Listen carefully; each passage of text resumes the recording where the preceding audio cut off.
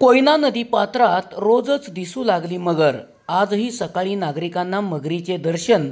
साप झाले, नाग झाले, घोणस झाली, धामण झाली, आता रोजच मगरीचे दर्शन। नागरिकांमध्ये भीतीचे वातावरण। नागरिकांनी पाण्यात उतरू नये, कराडच्या वाईल्ड हार्ट रेस्क्यू टीमचे आवाहन। कराड येथील कोयना नदी पात्रात कालपासून तब्बल 12 फुटी मगरीचे दर्शन होऊ लागले आहे। शुक्रवार पेठेत अलीकडच्या काठाला बसलेल्या किरण शिंदे यांना शनिवारी दुपारी पलीकडच्या काठावर ही 12 फुटी मगर पाहायला मिळाली। त्यांनी ती मगर कॅमेऱ्यात कैद केली। दरम्यान आज रविवारी सकाळी किरण शिंदे यांना पुन्हा त्याच ठिकाणी पुन्हा ही मगर पाहायला मिळाली।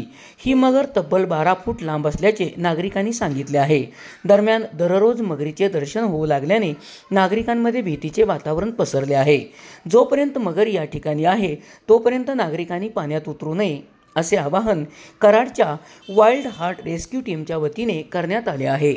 SP ओरिजिनेटिव्हसाठी सुनील परीट, कराड।